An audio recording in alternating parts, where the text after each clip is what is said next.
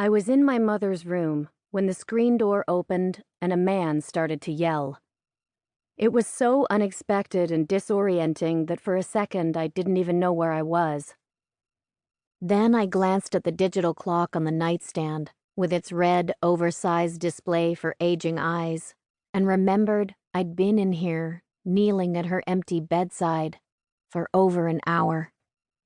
I was supposed to be boxing things up, but mostly I'd spent the time laying various items across the bed and randomly smelling them. "Hello there, how's my girlfriend?" That was what he'd shouted, and now I could hear Kelly from her perch in the living room, babbling something pleased in reply. There was no reason to be alarmed. It was someone Kelly knew, therefore some appointment I must have overlooked in the schedule. The schedule was kept inside a chewed-up-looking file folder called Kelly's World, with a heart above the eye, which my mother had maintained over the past few decades, and which I was only now beginning to successfully decode. In the numb and frantic days after my arrival, Kelly's World had been both blessing and curse. There'd been so much to do and so much to cancel, including appointments I canceled and then realized I needed, so had to call back and apologetically reschedule. Kelly had, for example, back-to-back dentist and dermatologist appointments that inconveniently fell on what it was clear would be my mother's final days. Those appointments I canceled, obviously. But I ended up rescheduling Kelly's friendship circle at the community center, as much of a pain as it was to drive her there and then back across the bridge to the hospital. It was just that I'd realized that the friendship circle would allow me the opportunity to actually be alone with my mother for the first time in I didn't know how many years. An opportunity I figured I'd better seize. After she passed, the schedule just kept right on rolling. There'd been the 5-on-the-dot arrival of the cheerful, silver-haired couple from Meals on Wheels. Not just every week, as I assumed when I saw the notation in Kelly's World, but every night. In the days leading up to the funeral, the Wheelies, as the couple very much enjoyed referring to themselves, had saved my life with their standing order of 2 blandly fragrant trays, one for Kelly and one for Irene. The second of which, because it was put in front of me, it occurred to me that I should eat. But after the wake, Irene's refrigerator had been bursting with casseroles and the leftovers of casseroles.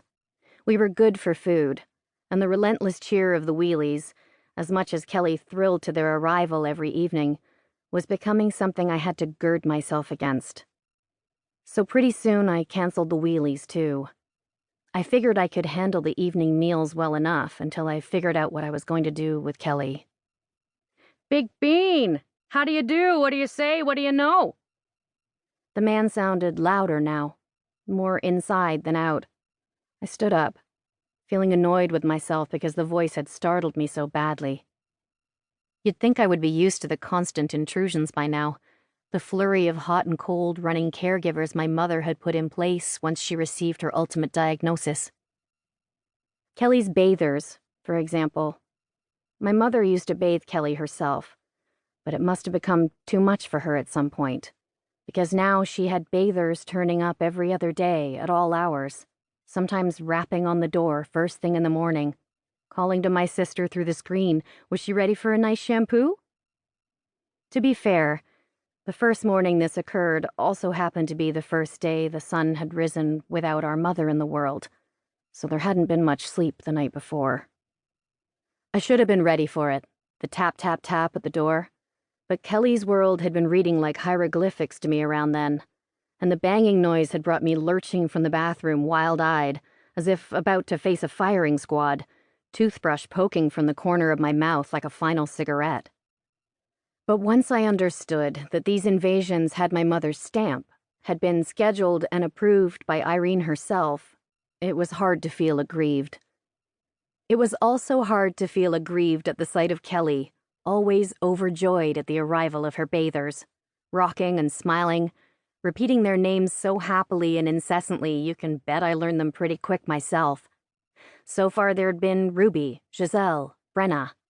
But now it was, "Trebby, Trebby, Trebby, that's Trebby, Kelly knows Trebby," followed by a stream of giggles, her distinctive that properly belonged to a villain from a Scooby-Doo cartoon.